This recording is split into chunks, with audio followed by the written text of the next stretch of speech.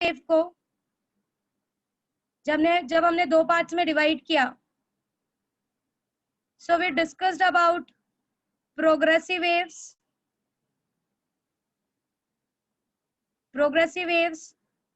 And stationary waves. अब आपको exactly पता है कि स्टेशनरी वेव्स और प्रोग्रेसिव वेव में डिफरेंस क्या है। प्रोग्रेसिव वेव्स वो वेव्स होते हैं जो एक पॉइंट से दूसरे पॉइंट पे पास आउट होते हैं, जिसमें एनर्जी ट्रांसफर होती है। फॉर एग्जाम्पल, अगर एक प्रोग्रेसिव वेव आपने जनरेट किया है किसी एक स्ट्रिंग में, आपने एक स्ट्रिंग लिया, उसको दूसरे एंड से आप उसको फ्री रखो, आपने उसको अटैच नहीं किया है कहीं पे भी, आपने उस स्ट्रिंग को हिलाया, स्ट्रिंग हिलाते ही वेव जो है वो एक पॉइंट से दूसरे पॉइंट पे जाना चालू कर देगा एंड वो यहाँ तक ट्रांसफर होगा। सो प्रोग्रेसिव वेव में जो एनर्जी होती है वो ट्रांसफर होती है फ्रॉम पॉइंट टू पॉइंट, इसीलिए प्रोग्रेसिव वेव जो है वो एक्स और टी दोनों पे डिपेंड करता है, उसका जो डिस्प्लेसमेंट होता है वो एक्स और टी दोनों पे डिपेंड करता है। स्टेशनरी वेव में मैंने उस वक्त आपको स्टेशनरी वेव नहीं समझा था, बट स्टिल अब आपको पता है कि ये स्टेशनरी वेव है क्या। It is an special kind which is produced from the progressive wave itself. जब आप दो प्रोग्रेसिव वेव को अपोजिट डायरेक्शन से लेके आके सुपर इम्पोज करवाते हो, किसी भी तरीके से आप अपोजिट डायरेक्शन से लेके आओ, जब आप अपोजिट डायरेक्शन से लेकर आकर उनको सुपर इम्पोज करवाते हो, तो आपको जो रिजल्टेंट वेव मिलता है that is your stationary wave और स्टैंडिंग वेव। ओके, सो इसके बारे में अभी फिलहाल कुछ ज्यादा डिस्कस नहीं कर रही हूँ, फिलहाल मैं सिर्फ प्रोग्रेसिव के बारे में बहुत अच्छे से एक्सप्लेन करने वाली हूँ। I am going to revise you your total part of progressive wave. उसके बाद हमने इसके अलग अलग प्रॉपर्टीज देखे थे। फर्स्ट प्रॉपर्टी ये थी कि जब भी प्रोग्रेसिव वेव पास होता है, हर पार्टिकल अपने ही पोजीशन पे सेम एम्पलीट्यूड से एसएचएम परफॉर्म करता है। फॉर एग्जांपल, ये स्ट्रिंग है, तो स्ट्रिंग का हर एक पार्टिकल अपने पोजीशन पे एसएचएम परफॉर्म करता है, आता है। प्रोग्रेसिव वेव का मतलब यहाँ पे सिर्फ प्रोग्रेसिव मैंने बोला है, प्रोग्रेसिव तो किसी भी डायरेक्शन, ये जो आ रहे हैं स्टेशनरी वेव में, ये भी प्रोग्रेसिव है, ये भी प्रोग्रेसिव है। प्रोग्रेसिव दोनों डायरेक्शन से आ सकता है, डायरेक्शन कुछ फिक्स नहीं है प्रोग्रेसिव का। प्रोग्रेसिव का मतलब है travelling wave, that's all. Progressive का मूवमेंट, आप चाहो स्ट्रिंग आप यहाँ से हिला दो, ऐसा जाएगा wave. So progressive wave can come from any of the side. ये प्रोग्रेसिव वेव किसी चीज का सुपर इम्पोजिशन नहीं है, ये किसी चीज पे सुपर इम्पोज नहीं हो रहा है, समझा। Progressive wave is itself a wave. ये वेव जो है, वेव्स के ट्रैवल होने से, जो वेव्स ट्रैवल होते हैं उन वेव्स को प्रोग्रेसिव वेव बोला जाता है। वो किसी भी डायरेक्शन से आ सकता है, इसीलिए तो हमने, ओके लेट्स गो नाउ, हमने पढ़ा था कि प्रोग्रेसिव वेव में होता क्या है, हर पार्टिकल अपने पॉइंट पे एसएचएम परफॉर्म करता है। मैंने आपको बताया था इस चीज के बारे में, मैंने काफी अच्छे से आपको एक्सप्लेन किया है कि अगर आप हर पार्टिकल को ऑब्जर्व करो प्रोग्रेसिव वेव में, तो आपको हर पार्टिकल अपने पॉइंट पे एसएचएम परफॉर्म करता हुआ दिखेगा, बट ये इतना फास्ट होता है कि आपको रिजल्टेंट एसएचएम दिखता है, जिसकी वजह से आपका वेव, रिजल्टेंट वेव जो है वो पूरी तरीके से एसएचएम की तरह बिहेव करता है। So all the particles in progressive wave, all the particles perform SHM। इसके बारे में हम काफी अच्छे से डिटेल में पढ़ चुके हैं। ओके, दूसरी बात हमने ये बोली थी कि यहाँ पर सारे पार्टिकल्स का, अगर मैं हर पार्टिकल का एम्पलीट्यूड देखूं, फ्रीक्वेंसी देखूं, so they all are same। हर पार्टिकल का amplitude frequency is same. Okay, भले रिजल्टेंट में आप हर पॉइंट पे आप ऑब्जर्व करोगे कि रिजल्टेंट में आपको एम्पलीट्यूड अलग अलग दिख रहा है, पर अगर आप हर पार्टिकल के एम्पलीट्यूड के बारे में देखोगे तो हर पार्टिकल अपनी मीन पोजीशन पे सेम एम्पलीट्यूड से एसएचएम परफॉर्म कर रहा होगा। This is a property of an progressive wave. और आइडियल कंडीशन में प्रोग्रेसिव वेव को देखोगे तो आप ये पाओगे कि ओवरऑल जो कंडीशन है, ओवरऑल जब ये आगे आगे पास होता जाएगा, हर पॉइंट पे you will find that amplitude will be same. जितना एम्पलीट्यूड इसका होगा वही आगे वाले वेव का होगा, वही आगे वाले वेव का होगा, वही आगे वाले वेव का होगा, मतलब डैम्पिंग मोस्टली अवॉइड की जाती है। हालांकि रियल लाइफ में this is not possible, real life में there will be an damping, but ideal case में प्रोग्रेसिव वेव को ऐसा वेव माना जाता है जिसका जो मैक्सिमम एम्पलीट्यूड होता है क्रस्ट का, वो हर क्रस्ट में सेम होता है, हर ट्रफ में सेम होता है। In real life damping occurs of course.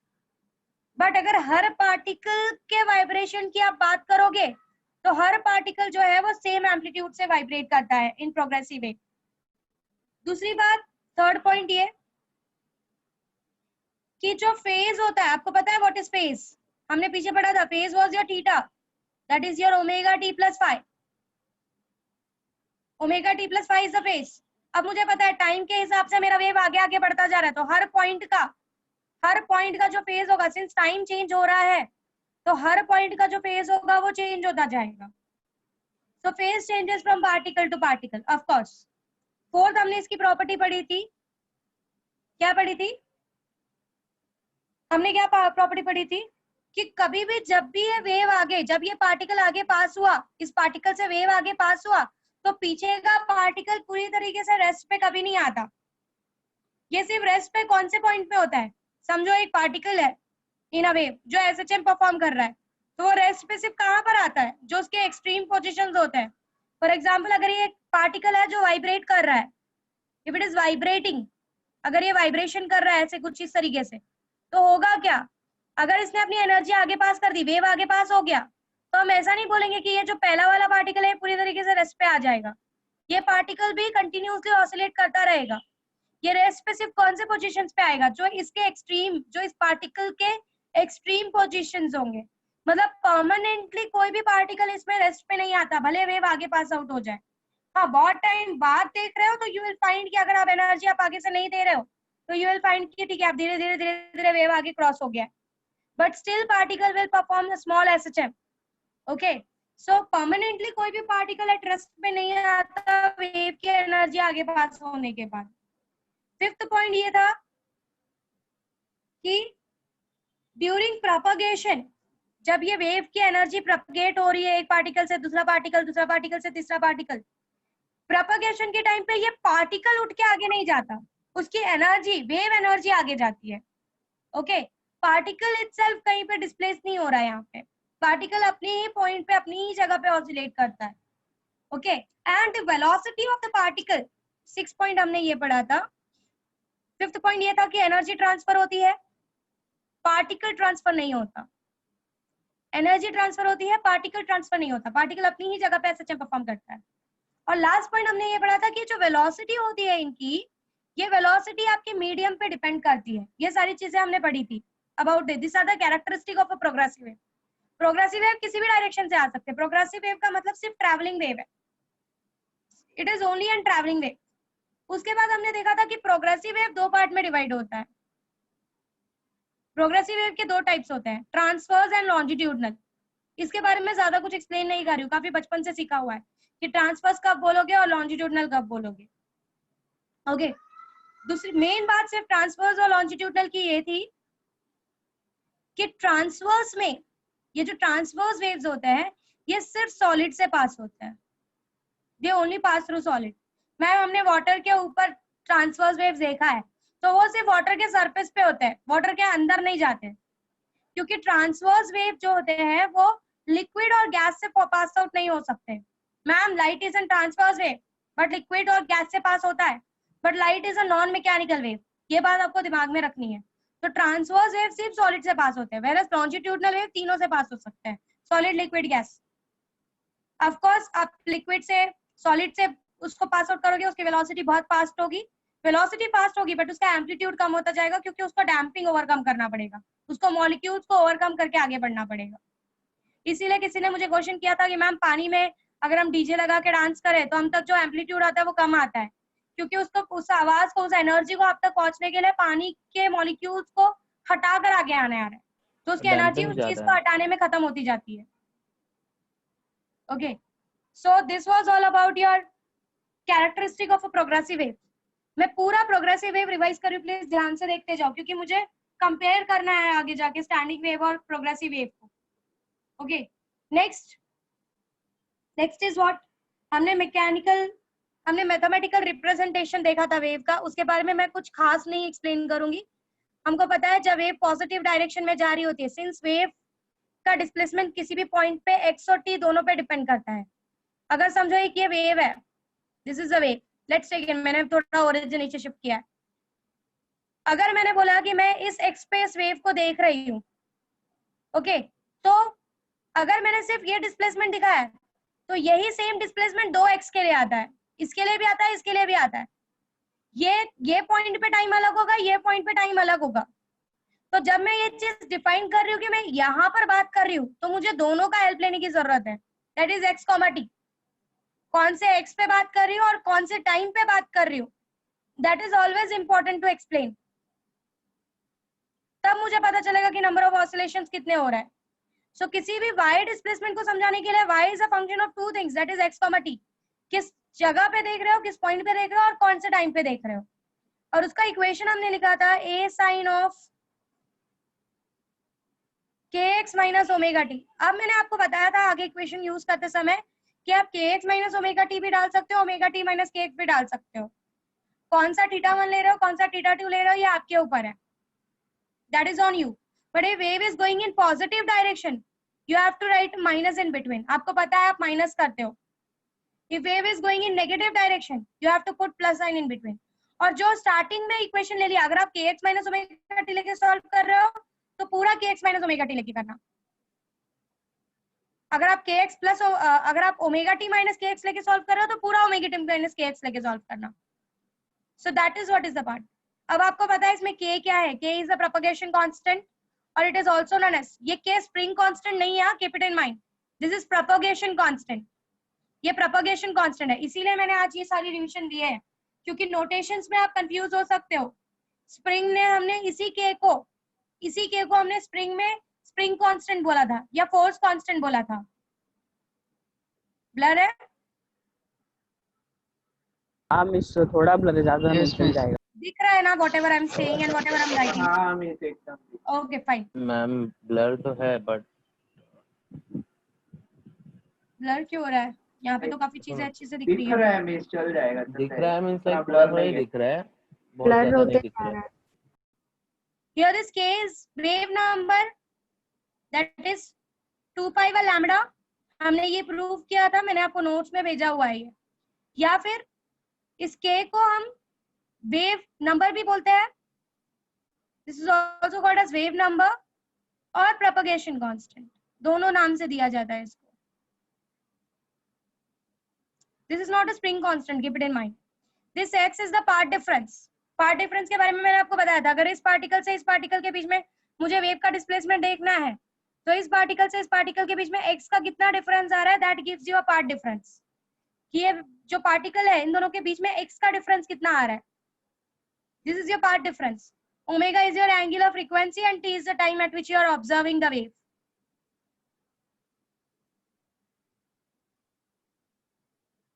Okay, let's go ahead. Now, if wave is moving in negative direction, तो आपको पता है if wave is moving in negative direction, your equation is represented by a sin of kx plus omega t। यहाँ तो कौन सा पहले लिखते हो कौन सा बाद में लिखते हो does not matter, क्योंकि बीच में प्लस साइन है। आपको पता है ये प्लस साइन क्यों आया, आपको रिकॉग्निशन इसी तरीके से करना है। माइनस आ गया, आपको सीधा दिमाग में रखना है wave is moving in positive direction. Plus आ रहा है, आपको सीधा दिमाग में क्लिक होना चाहिए wave is moving in negative direction.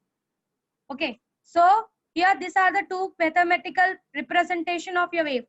इसके अलावा भी बहुत सारे वेज है जिसको मैंने आपको प्रूव करने के लिए बोला था कि there are different different ways. इसी में से कुछ चीजें कॉमन करके, कुछ चीजें इंट्रोड्यूस करके आपके अलग अलग फॉर्म्स होते हैं इस इक्वेशन के, जो फॉर्म को हम आगे जाके यूज करेंगे।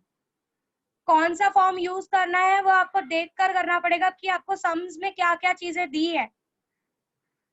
सो ऑल आर द फॉर्म्स आपको लर्न करने की जरूरत नहीं, you can derive it from this equation.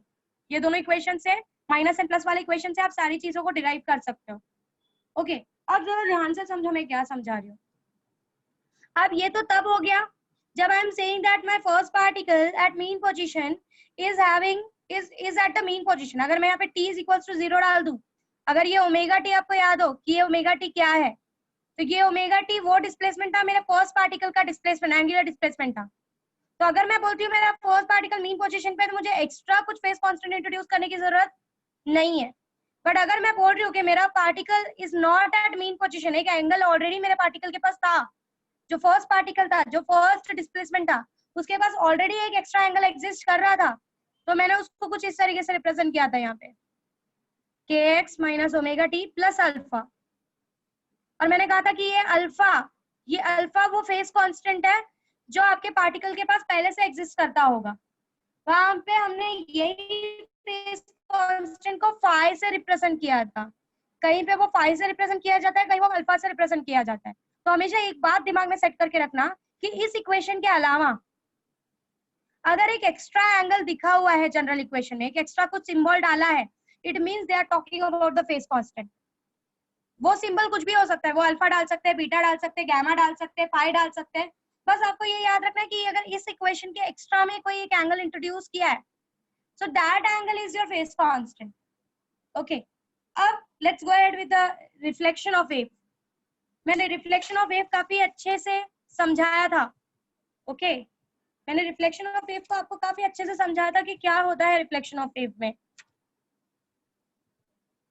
कि अगर लास्ट पेज दिखाओ ना। क्या आप दिखाऊं लास्ट पेज में? एक मिनट, ये देखना है आपको।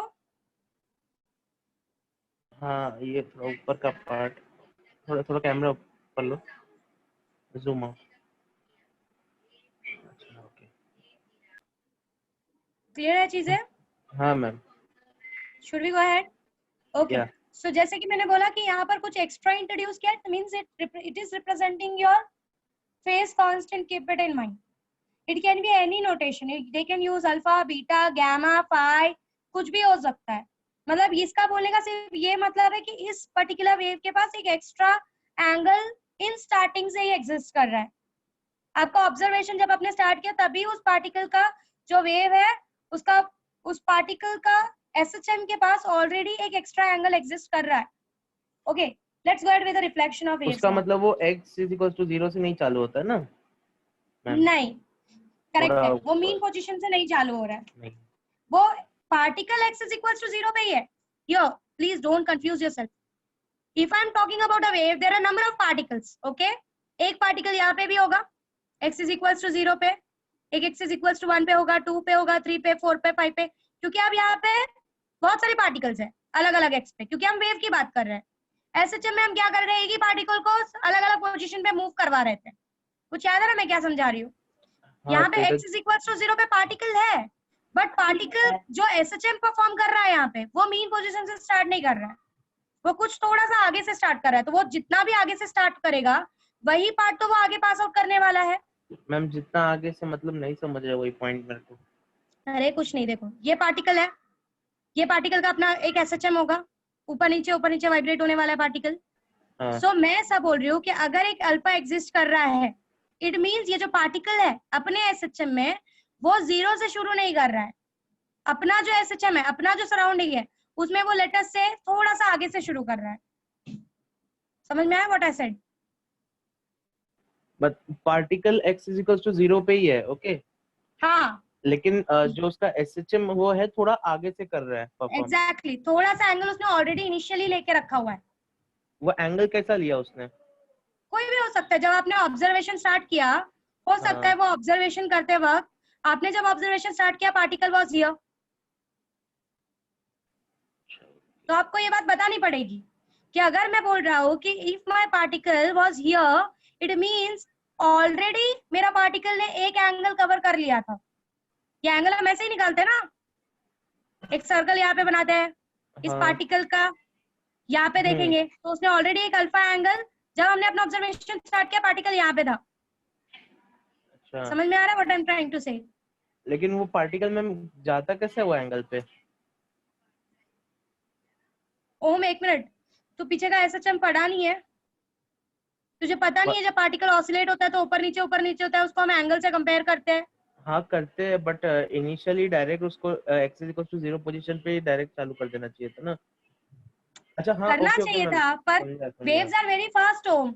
हाँ हाँ, हो सकता है कभी कभी वो आपको ऐसा कंडीशन दे दे, हालांकि आप तो वो चीज नहीं, आप थोड़ी ना एक सिंगल, जब आप एक रस्सी को जर्क देते हो तो आप थोड़ी हर पार्टिकल का वाइब्रेशन देख पाते हो, आप तो रिजल्टेंट ही देखते हो ना।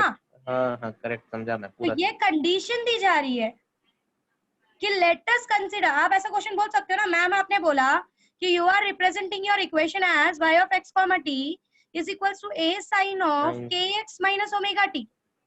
आप ये बोल रहे हो ये फाइनल डिस्प्लेसमेंट है, एंगुलर डिस्प्लेसमेंट, ये इनिशियल एंगुलर डिस्प्लेसमेंट है। बट मैं t इज इक्वल टू 0 तो इनिशियली 0 आ जाता है मेरा डिस्प्लेसमेंट। बट मैं हाँ। अगर ऐसा कंसिडर करूं कि मेरा पार्टिकल पहले 0 पे था ही नहीं, x इक्वल टू 0 पे जो पार्टिकल बैठा है, लेट अस कंसिडर तुम लोग का पूरा क्लास है, तुम सब एक एक पार्टिकल हो। ओम एक पार्टिकल है जिसको मैंने x इक्वल टू 0 पे बैठा दिया, आयुष एक पार्टिकल है जिसको मैंने x इज इक्वल टू 1 पे बिठा दिया, अमला एक पार्टिकल है जिसको मैंने x इज इक्वल टू 2 पे बिठा दिया, अश्विनी एक पार्टिकल है जिसको मैंने x इज इक्वल टू 3 पे बिठा दिया, मुस्कान एक पार्टिकल है जिसको मैंने x इक्वल टू 4 पे बिठा दिया, और हर पार्टिकल एसएचएम परफॉर्म कर रहा है, जिसका रिजल्टेंट मुझे एक बड़ा एसएचएम जो कि एक स्ट्रिंग पे देखने के लिए मिल रहा है, एक रिजल्टेंट देखने के लिए मिल रहा है। तो जो x इज इक्वल टू 0 पे बैठा है उसी की एनर्जी आगे पास आउट होने वाली है। पर जो particle x is equal to 0 पे बैठा है, जब वो एसएचएम परफॉर्म कर रहा है, जब मैंने ऑब्जर्वेशन स्टार्ट किया ओम तो एसएचएम में थोड़ा सा आगे था, तो मीन पे नहीं बैठा हुआ था। हाँ। मतलब ये हुआ कि जो पार्टिकल से मैं कंपेयर कर रही हूँ उसका ऑब्जर्वेशन मैंने मीन पोजीशन से शुरू नहीं किया है, उसने ऑलरेडी एक फेज कवर किया हुआ था। हाँ। And that extra phase is given by alpha beta theta any of the equation. So ये जो एक्स्ट्रा इन दोनों के अलावा जो प्लस करके एक एक्स्ट्रा एंगल आएगा, that will give you a phase constant here. Understood? Yes, ma'am. Yes. So when I say x is equal to 0, it means I'm talking about the particle. I'm talking about the wave at x is equal to 0 position. So this x is representing a position. इसीलिए तो अगर मैं अश्विनी से तेरा position compare करती हूँ, path difference जिसको हम बोलते हैं, सो अश्विनी से तेरा position will be this much. Ashwini अगर बैठी है तो 5 - 0, अश्विनी तेरे से पाथ डिफरेंस 5 से आगे। समझ में आया पार्ट डिफरेंस का मतलब क्या है? हाँ। Okay, so here this x is equal to 0 1 2 3 4, this is the position at which all the particles are present. so इसीलिए मुझे उसका इक्वेशन लिखते समय पोजीशन भी डिफाइन करना पड़ रहा है कि कौन से पोजीशन पे बात कर रही हूँ मैं और कितने टाइम के बाद बात कर रही हूँ, क्योंकि इसी पोजीशन पे अगर मैं टाइम इंफिनिटी पे बात करूँ, बहुत ज्यादा टाइम हो गया है, तो इसी पोजीशन पे अब मेरा डिस्प्लेसमेंट वेव का इतना ही नहीं होगा क्योंकि वेव तो आगे ट्रांसफर हो गया, ये पोजीशन एट रेस्ट आ जाएगा थोड़े टाइम के बाद। तो मुझे दोनों चीज बताने की जरूरत है कि एक्स पे वो कौन से एक्स पे बात कर रही हो और कितने टाइम के बाद बात कर रही हो। समझ में आ रहा है? Are you understanding? Yes ma'am. So let's discuss about the reflection of a wave. मुझे सिर्फ ये बताना था कि इसमें अगर कुछ प्लस एक्स्ट्रा करके आ रहा है, it means it is representing some extra angle that your particle is already having initially. Okay, now next is reflection of wave. इसके बारे में तो काफी डीप में समझाया था, बहुत फास्ट लेके जाऊंगी ये क्योंकि मुझे इससे इंपॉर्टेंट कुछ ज्यादा समझाना है। Reflection of waves, reflection of wave में हमने देखा कि ट्रांसवर्स और लॉन्जिट्यूडनल वेव का रिफ्लेक्शन होता है तो हम कैसे ऑब्जर्व करते हैं ट्रांसवर्स एंड लॉन्जिट्यूडनल वेव। सी अगर अभी तक में पीछे किसी ने कुछ मिस किया होगा या नहीं क्लिक हुआ होगा ना, आज के लेक्चर के बाद आपको सारी चीजें क्लियर हो जाएंगी regarding your travelling waves. So please ध्यान से सुनते जाओ, बहुत इंपॉर्टेंट मोटो है इस पूरे लेक्चर को रिविजन में लेने का। ट्रांसवर्स वेव में जब हमने रिफ्लेक्शन देखा, हमने ये देखा कि रेयर टू डेंसर जा रहा है। It is going rare to denser, क्या ऑब्जर्व किया था हमने? क्रस्ट ट्रफ बन के आता है, ट्रफ क्रस्ट बन के आता है, क्योंकि इक्वल एंड अपोजिट रिएक्शन होता है, Newton third law of motion. और हमारा जो फेज डिफरेंस होता है, the phase difference is of pi. Crust trough बन जाता है, ट्रफ क्रस्ट बन जाता है। इसी के एक्सप्लेनेशन से आप स्टैंडिंग वेव को समझने वाले हो रिफ्लेक्शन के हेल्प से। ओके, नेक्स्ट वहीं पे अगर डेंसर टू रेयर जा रहा है, if it is going from denser to rare, denser to rare जाते समय क्या होता है कि मैंने तुमको वीडियो से भी दिखाया था कि when it goes from denser to rare वही चीज नहीं होती, क्योंकि पार्टिकल इजीली मूव हो सकते हैं। तो जब वो क्रस्ट जाता है तो वो क्रस्ट क्या करता है, ऊपर की तरफ पुश करता है, पार्टिकल इजीली मूव हो सकता है, तो ये सारे पार्टिकल्स ऊपर की तरफ मूव हो जाते हैं। तो हम जो वेव ऑब्जर्व करते हैं वो हमको क्रस्ट ही दिखता है। So crest returns as a crest, trough returns as a trough, क्योंकि जब पार्टिकल नीचे की तरफ धक्का देता है, this rare medium can easily move, तो वो नीचे की तरफ हो जाता है। सो हमको क्रस्ट क्रस्ट जैसा ही दिखता है, ट्रफ ट्रफ जैसा ही दिखता है। और फेज डिफरेंस जो आता है, हमको जो एंगल का डिफरेंस आता है इंसिडेंट और रिफ्लेक्टेड में, वो कितना मिलता है? 0। यहाँ पे वही चीज वो डेंसर में नहीं कर पाता, क्योंकि डेंसर को जब वो धक्का मारता है डेंसर मूव ही नहीं होता, तो denser equal and opposite reaction करता है, जिसकी वजह से हमारा क्रस्ट जो है वो ट्रफ बन के पीछे रिटर्न होता है। Hope you are understanding? When we talk about the reflection of a longitudinal wave, इसके बारे में मैंने आपको फ्लूइड का एग्जांपल लेके समझाया था कि अगर आप एक ऑर्गन पाइप में आप एक साइड से फूंक मारो, आपने बहुत सारे एनर्जी को अपने अंदर पास किया, एनर्जी आगे गई, जो पीछे का जगह हो जाएगा वो रेयर हो जाएगा, सॉरी रेफ्रैक्शन हो जाएगा, जहां पे एनर्जी होगी वो कंप्रेशन हो जाएगा। जैसे ही compression, if you talk about it, if it is going from, let's take an example, if it is going from rare to denser, अगर वो दीवार से जाके टकरा रहा है, दीवार से जाके टकराने के बाद अगर कंप्रेशन टकराता है तो कंप्रेशन ही रिटर्न बैक होता है। बट सिंस एंगल दोनों का देख सकते हो, एक ऐसा जा रहा है, एक ऐसा जा रहा है, पूरी वेलोसिटी का डायरेक्शन चेंज हो गया, जिसकी वजह से फेस डिफरेंस हमको पाई का मिलता है। वहीं पे अगर डेंसर टू रेयर जा रहा है, अगर ये फ्लूइड वाला एग्जांपल दे, ये डेंसर एरिया है जहां पे अपने एनर्जी दी है, बाहर की हवा रेयर एरिया है, तो अब जैसे ही कंप्रेशन यहाँ पे पहुंचता है वो यहाँ के सारे हवा को उड़ा देता है, और तुमको क्या देखने के लिए मिलता है, सिंस हवा तो उड़ गई, अब तो नंबर ऑफ मॉलिक्यूल्स कम हो गए, तो आपको वही कंप्रेशन रेफ्रैक्शन जैसा दिखना चालू हो जाता है। तो when it goes from denser to rare, आपका कंप्रेशन क्या हो जाता है, रेफ्रैक्शन जैसा दिखने लग जाता है, रेफ्रैक्शन क्या हो जाता है, कंप्रेशन जैसा दिखने लग जाता है, और जो फेज आप देखते हो उसमें जीरो का चेंजेस आता है, क्योंकि कोई चीज हुई नहीं। Okay, so this was all about the reflection of the waves, जिसका यूज हम ओवरऑल करने वाले हैं। इस चीज को अच्छे से समझो, क्योंकि इसी का यूज हम स्टेशनरी वेव में बहुत ज्यादा यूज करने वाले हैं इसके बारे में, क्योंकि आपको पता चल चुका है कि स्टेशनरी वेव एग्जैक्टली उसका मेन फंडा क्या है, बनाया कैसे जाता है। ये बनाया हुआ वेव है, ये बनता है दो ट्रैवलिंग वेव्स की वजह से, जब वही ट्रैवलिंग वेव्स अपोजिट डायरेक्शन में आकर मीट होते हैं। ओके, उसके बाद हमने पढ़ा था सुपरपोजिशन ऑफ दिस वेव्स, हमने ट्रैवलिंग वेव का सुपरपोजिशन पढ़ा था, जिसको मुझे बहुत ज्यादा अच्छे से एक्सप्लेन करना है आपको। हालांकि मैं आपको सारा इक्वेशन, पूरा डेरिवेशन डिराइव नहीं करने वाली हूँ, क्योंकि मैं ऑलरेडी वो चीज कर चुकी हूँ, तो मेरे को सिर्फ कुछ समझाना है आपको सुपरपोजिशन ऑफ वेव्स में। ओके, नाउ आपको पता है सुपरपोजिशन ऑफ वेव क्या है। जब दो वेव्स, सुपरपोजिशन का मतलब है जब दो वेव्स एक दूसरे से टकराते हैं और जो भी रिजल्टेंट वेव फॉर्म होता है वो उन दोनों के डिस्प्लेसमेंट का एडिशन होता है, यही सुपरपोजिशन है। सुपरपोजिशन आपके ट्रैवलिंग वेव पे भी अप्लाइड है, आपका जो स्टेशनरी वेव है वो तो सुपरपोजिशन की वजह से ही बना है। ओके, सो ये जो सुपरपोजिशन प्रिंसिपल है, दिस सुपरपोजिशन प्रिंसिपल,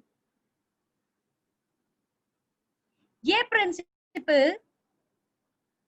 प्रिंसिपल दोनों, ये प्रिंसिपल जो है हर वेव पे अप्लाई होता है कि अगर दो वेव्स आ रही है किसी भी डायरेक्शन से, दो वेव्स आ रही हैं किसी भी डायरेक्शन से, और अगर ये एक y1 है, ये एक y2 है, इन दोनों वेव को मैंने किसी तरीके से एक के ऊपर एक, ये दोनों वेव किसी भी तरीके से, एनी ऑफ द वे, अगर ये वेव एक दूसरे पे स्टिक होती है तो जो रिजल्टेंट वेव होगा that will be simply addition of this two wave, that is vector addition of this two wave.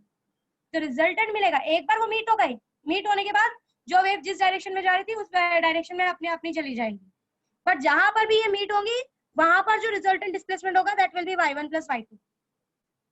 Okay, अब कंडीशन ये आती है जब हमने पहला डेरिवेशन किया,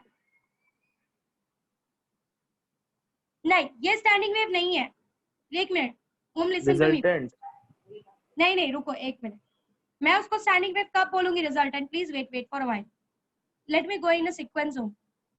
सी, जब हमने फर्स्ट डेरिवेशन किया जिसमें हमने लिया, हमने एक सुपरपोजिशन ऑफ वेव में हमने एम्पलीट्यूड निकाला रिजल्टेंट वेव का, जो मेरा फर्स्ट डेरिवेशन, जो मैंने आपको प्रैक्टिस करके आने के लिए बोला था, उसमें हमने कुछ दो इक्वेशंस लिए थे, अगर आपको याद हो।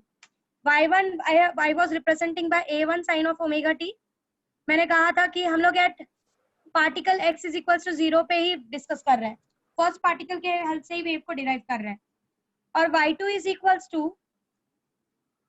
a2 sin of omega t plus 5, ये दो चीजें हमने की। अब जरा ध्यान से समझो, यहाँ पर इक्वेशन वाज एक्चुअली, इसका जनरल इक्वेशन क्या है, वेव का जनरल इक्वेशन क्या है, a sin of kx, यहाँ पे ओमेगा t माइनस kx लिया है, कोई बात नहीं, और यहाँ पे y2 was also, this was y1, a2 sin of omega t minus के एक्स प्लस 5। ये प्लस 5 ये बता रहा है कि y2 के पास एक ऑलरेडी एक एंगल है, y1 के पास ऐसा इनिशियली कोई एंगल नहीं है। At t is equal to 0 जो फर्स्ट पार्टिकल है, जो फर्स्ट वेव बन रहा है उसका, वो at t is equal to 0 पे मीन से ही शुरू हो रहा है। यहाँ पे at t is equal to 0 पे वो मीन से शुरू नहीं हो रहा है, इसके पास एक ऑलरेडी एक फेज कांस्टेंट एग्जिस्ट कर रहा है। अब जरा ध्यान से समझो, when I said x is equal to 0, अगर तुम इसको ध्यान से देखो, मैं फर्स्ट वेव के बारे में बात कर रही हूँ, मैंने यहाँ पे इन जनरल इक्वेशन निकाला है। अगर तुम इन दोनों को देखो ध्यान से, दोनों वेव्स एक ही डायरेक्शन में, एक ही पाथ में मूव होती हुई दिखाई दे रही है। इक्वेशन देखो, both are moving in positive directions. हो सकता है एक वेव का मैं वेलोसिटी थोड़ा फास्ट रखूं, एक वेव का वेलोसिटी थोड़ा कम रखूं। तो मैंने यहाँ पे कुछ ऐसा डायरेक्शन सिंप्लीफाई किया ही नहीं। मैंने क्या बोल दिया कि एक वेव के ऊपर मैंने दूसरा वेव ला के रख दिया। कहाँ से लाया, कैसे लाया, कोई एक्सप्लेनेशन नहीं है। एक वेव है, उस वेव के ऊपर ही मैंने दूसरा वेव लाके किसी तरीके से रख दिया, तो मुझे जो रिजल्टेंट वेव मिला, that will be simply addition of this two waves. Yes, direction is not specified, but we have to keep it in mind कि अगर मैं डायरेक्शन स्पेसिफाई कर रही हूँ, if I am saying that my waves, please hear everyone, that my waves are coming from opposite direction और superposition हो रहा है, तो जो रिजल्टेंट आएगा that will give me a standing wave। मतलब अगर अपोजिट डायरेक्शन का स्पेसिफिकेशन आ गया तो आपके दिमाग में सीधा सेट हो जाना चाहिए कि अगर वेव दूसरे अपोजिट डायरेक्शन से आकर एक दूसरे को स्ट्राइक कर रही है, एक दूसरे के ऊपर मीट हो रही है, that will result into a standing wave।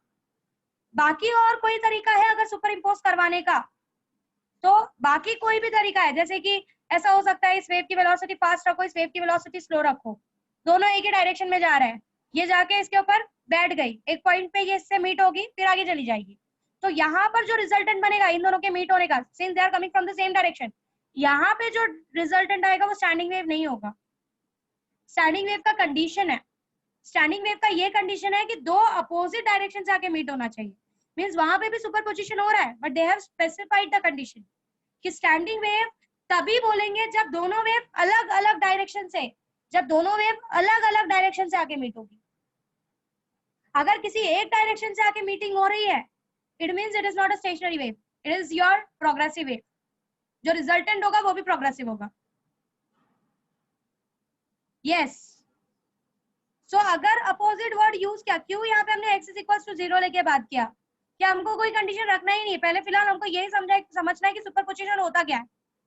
अगर मैंने इन दोनों का सुपरपोजिशन करवाया है, इसका मतलब क्या है, तो इसीलिए हम लोग ये x = 0 पे बात किया कि मैं एक सिंगल पार्टिकल के बारे में बात कर रही हूँ और किसी तरीके से एक सिंगल पार्टिकल के वेव को, एक पार्टिकल है उसके ऊपर मैंने, उसके अंदर मैंने वेव जनरेट किया, उसी पार्टिकल के वेव के ऊपर अगर मैं दूसरा पार्टिकल है उसका वेव जनरेट करके दोनों को मीट करवा दूं किसी तरीके से, तो मेरा रिजल्टेंट वेव का डिस्प्लेसमेंट क्या आएगा, ये हम इस जनरल इक्वेशन से निकाल रहे हैं कि अगर सुपरपोजिशन होता है, किसी तरीके से दो वेव्स मीट होते हैं, तो उनका रिजल्टेंट कैसा आता है। अगर डायरेक्शन स्पेसिफाइड हो गया कि वो दोनों वेव अपोजिट डायरेक्शन से आ रहे हैं, मतलब हम लोग एक नए टॉपिक को अप्रोच करते हैं, that is your standing wave. Okay, अब एक और बात, प्लीज हियर एवरीवन, अगर मैंने बोला कि y1 एक इक्वेशन लेती हूँ, a1 sin of omega t plus 5, y2 is equals to a2 sin of omega t। अब जरा ध्यान से सुनो प्लीज, अगर आप इसका जनरल इक्वेशन ओवरऑल निकालोगे, if you try to find a general equation, आपको कुछ ऐसा मिलने वाला है, y is equals to a sin of omega t plus theta. मैंने आपको बताया था कि ये थीटा वही है, ये वही थीटा है जो हमको वहां पे डेल्टा के टर्म में मिला था इन SHM। This theta here is that delta जो हमने SHM में रिप्लेस किया था, अगर आपको याद हो। मैंने बताया था नोटेशन से कंफ्यूज नहीं होना है, आपको इक्वेशन को देखना है कि अगर मैं वही SHM की इक्वेशन को ऐसा कुछ लिखती हूँ, ये SHM वाला इक्वेशन था जिसमें हमने डेल्टा डाला था, तो वही डेल्टा यहाँ पे थीटा है, सिर्फ नोटेशन चेंज कर दिया उन्होंने, यहाँ पे थीटा बोल दिया, वहां पे हम डेल्टा बोल रहे थे। This was the resultant difference. Resultant का जो डिफरेंस आता है जब ये दोनों वेव एक दूसरे को अटैच हो जाएंगे तो इन दोनों के बीच में जो रिजल्टेंट का डिफरेंस आएगा वो मुझे रिजल्टेंट में देखने के लिए मिलेगा। मतलब ये जो फाई है, ये जो एक्स्ट्रा फाई है, ये मुझे इन दोनों के रिजल्टेंट में देखने के लिए मिलेगा। करेक्ट है। सो ये थीटा वही एंगल है जो वहां पे डेल्टा था, जो एसएचएम में डेल्टा था। They have just used the different equations. यहाँ पे हमने फाई किधर मिलेगा दिखने को रिजल्टेंट में? क्यों नहीं मिलेगा, क्यों नहीं मिलेगा? पार्टिकल्स में आपके फेज डिफरेंस तो मिलेगा ही ना। एक पार्टिकल ऑलरेडी मीन से शुरू हो रहा था, दूसरा पार्टिकल और 0 से शुरू हो रहा था। सॉरी, एक पार्टिकल मीन से शुरू हो रहा था, एक पार्टिकल 30 से शुरू हो रहा था। तो जो पार्टिकल 30 से शुरू हो रहा था, जिसका वेव थोड़ा सा 30 से आगे था, वो आपको लैग तो रिजल्टेंट में देखने के लिए मिलने वाला है। वो लैग थोड़ी गायब हो जाएगा, वो लैग तो आपको मिलेगा। जस्ट टेक एन एग्जांपल, तू एक वेव है होम और आयुष एक होम है, आयुष एक वेव है। Let us take an example. और तेरे अंदर लैग है 30 का, तुम लोग कहीं पर मीट हुए, वो 30 का लैग तो पीछे छोड़ देगा क्या? वो ऑलरेडी एग्जिस्ट करेगा, it will always exist with you. So वो तुझे रिजल्टेंट में भी देखने के लिए मिलने वाला है। रिजल्टेंट में वो लैग गायब नहीं हो जाएगा। जो आपकी प्रॉपर्टी आपने स्टार्टिंग में ले ली, वो प्रॉपर्टी आपकी ओवरऑल लाइफ चलती है। मैम समझो मैं और आयुष समझो लाइक 5 मिनट्स का कुछ गैप है, ओके? हाँ, तो मीट होने के लिए भी 5 मिनट्स मतलब लेट होएगा यहाँ पे मेरे को। मिनट्स एंड ये टाइम, तू टाइम की बात कर दिया। मैं टाइम की बात नहीं कर रही हूँ, मैं तेरी प्रॉपर्टी की बात कर रही हूँ। जब दो लोग, नहीं, एक ऐसी लेट्स टेक एन एग्जांपल, जब दो लोग शादी करते हैं तो उनकी खुद की जो इनिशियल प्रॉपर्टीज होती है, भले they are meeting with each other, but जो इनिशियल प्रॉपर्टी होगी वो तो साथ ही लेके आगे बढ़ोगे ना तुम, वो थोड़ी ना पीछे छोड़ते हुए जाते हो। सो दैट प्रॉपर्टी, ये अलग अलग वेव की, ये वेव के पास, ये फर्स्ट वेव के पास फाई एंगल एक्स्ट्रा था और इस वेव के पास लेट अस से इनिशियली कोई एंगल नहीं था। ये मीन इज इक्वल टू 0 से ही शुरू हो रहा है। तो जब इनका रिजल्टेंट आएगा तो ये तो कहीं गायब नहीं होने वाला, ये तो चीज एग्जिस्ट करेगी उनके रिजल्ट में, ये रिजल्टेंट में दिखेगी भी, वो रिजल्टेंट फाई एंगल ये एंगल दिखेगा। ओके, इसीलिए जब हमने एम्पलीट्यूड निकाला था तो एम्पलीट्यूड ऑफ रिजल्टेंट वेव ऐसा कुछ आया था। ये कहाँ पर देखने के लिए मिलेगा? ये जो फाई है, ये फाई आया ही एम्पलीट्यूड की वजह से है। एक वेव, एक पार्ट, सॉरी एक मिनट,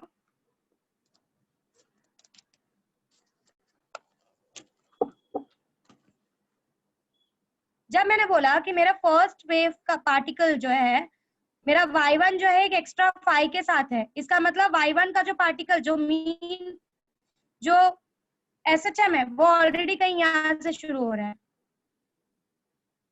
तो इसीलिए ये तो सारा एम्पलीट्यूड का गेम है। इसीलिए आप जब रिजल्टेंट एम्पलीट्यूड निकालते हो, आपको ऐसा कुछ मिलता है, a1 square plus a2 square plus 2 times of a1 a2 cos phi. ये फाई आपको दिख रहा है यहाँ पे, मतलब एम्पलीट्यूड में वो फाई का इफेक्ट दिखेगा। समझ में आया? हाँ मैम। वहीं पे जब हम बोलते हैं ना कि अगर ये फाई 0 है, कोई डिफरेंस है ही नहीं दोनों के बीच में, तो आपको सिर्फ a is equal to a1 plus a2 दिखता है। अगर फाई के भी, फाई का डिफरेंस दोनों में पाई का है, इसका मतलब a is equal to a1 minus a2 दिखता है।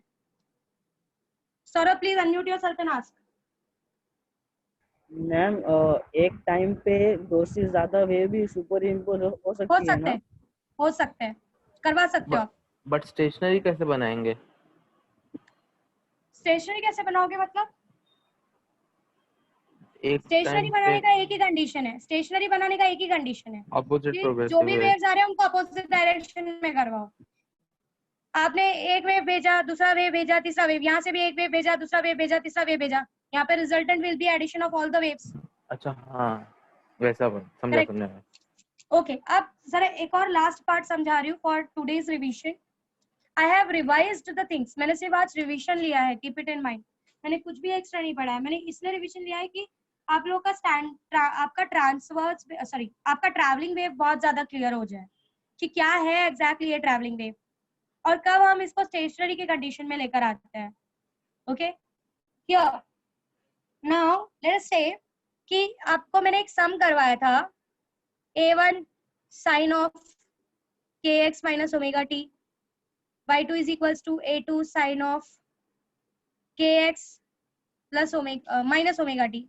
I'm taking minus, दो मैं स्टैंडिंग वेव की तरफ जाऊंगी नहीं फिलहाल। नाउ मैंने कहा था हमने x पे हमने एक x पे हमने बोला था x is let's say x is 5 centimetre and t is 2 seconds. उसके बाद हमने कहा था कि दोनों का एक एंगल निकालो, दोनों का k कुछ अलग दिया हुआ था, दोनों का ओमेगा कुछ अलग दिया था और हमने एक एंगल निकाला था दोनों का। और एंगल निकालने के बाद हमको ये दिखा था कि एक का एंगल जो आ रहा था वो A1 साइन ऑफ 40 आया था और एक का जो एंगल आया था वो आया था A2 साइन ऑफ 45, ऐसा कुछ तो मिला था। और हमने बोला था कि इन दोनों के बीच में कितना डिफरेंस आ रहा है फेज का। सी फेज यहाँ पे क्या है, यही है ना phase, this is the phase. So अगर मुझे इन दोनों के फेज का डिफरेंस निकालना है तो मुझे सिंपली क्या करना पड़ेगा, इनके फेज तो यही होता है ना जो अंदर थीटा होता है, दिस इज योर फेज, यही पूरा अंदर का जो पार्ट होता है। अगर आपको SHM याद हो तो यही पूरा अंदर का जो पार्ट होता है वो फेज को रिप्रेजेंट करता है। So your phase difference is only 45 minus 40 that is 5। Okay, अब ये चीज तो आपको क्लियर होगी। जरा कुछ और समझाने जा रही हूँ, उसको ध्यान से सुनो। जब मैंने बोला y1 is equals to a sine of a1 sine of kx minus omega t और y2 is equals to a2 sine of kx minus omega t plus 5, अगर मैं कहीं ना कहीं से देखूं इस वेव के लिए ये फेज कांस्टेंट है, बराबर है। बट अगर इन दोनों वेव का एडिशन देखूं तो इन दोनों वेव्स के लिए ये फाई क्या है, इट इज अ डिफरेंस। ये डिफरेंस है दोनों के वेव्स, दोनों वेव्स के एंगल का। इसमें जो भी पार्टिकल है it have started from mean position, इसमें ये जो नया दूसरा वेव है y2 है, it have started from some phi. मतलब अगर मैं इन दोनों का रिजल्टेंट निकालूं और रिजल्टेंट में अगर मुझे वो फाई आ रहा है और ये फाई मतलब किस चीज को रिप्रेजेंट कर रहा है, फेज डिफरेंस को। डिफरेंस दोनों वेव के समझ में आ रहा है, ये दोनों वेव्स के बीच का फेज डिफरेंस है, this is your phase difference. अगर ये नहीं है मैम इसमें तो ऐसा कुछ नहीं था, इसमें तो कोई फाई नहीं था, फिर भी फेज डिफरेंस है क्योंकि इनमें k की वैल्यूज अलग अलग थी। तो फेज डिफरेंस जरूरी नहीं है कि बाजू में एग्जिस्ट नहीं कर रहा है तो ही दोनों में फेज डिफरेंस आएगा। अगर k की वैल्यू कुछ अलग अलग है तो भी फेज डिफरेंस एग्जिस्ट कर सकता है। मुझे ऑन एंड कंक्लूजन आपको ये बताना था कि जब आप एक ही सिंगल वेव के बारे में बात करते हो और इसके बारे में डिस्कस कर रहे हो तो ये इसके लिए फेज कांस्टेंट है। पर अगर आप इन दोनों का एडिशन ले रहे हो, इन दोनों को कंपेयर कर रहे हो तो इन दोनों के लिए ये वाला जो पार्ट है, ये वाला जो पार्ट है, अगर k दोनों का सेम है, x दोनों का सेम है, ओमेगा दोनों का सेम है, t दोनों का सेम है, तो ये जो एक्स्ट्रा वाला पार्ट है ये इन दोनों का फेज डिफरेंस का काम करेगा। Hope you are understanding what I am trying to explain. समझ में आ रही चीजें? Here I have revised every part of your travelling wave. मैंने सारी चीजें ट्रैवलिंग वेव से रिलेटेड डिफाइन की है। एक लास्ट आपको बताया था मैंने, intensity is directly proportional to amplitude का स्क्वायर। फाई 0 होता है तो intensity is directly proportional to a1 plus a2 the whole square and phi अगर पाई होता है so it is a1 minus a2 the whole square. Hope आपको समझ में आया, ये माइनस क्यू और ये प्लस क्यू, pi is equals to pi. So this is where I have explained you everything, every part of your traveling wave, because मुझे इसको stationary wave में use करना है। And what is your homework for tomorrow? Heat wave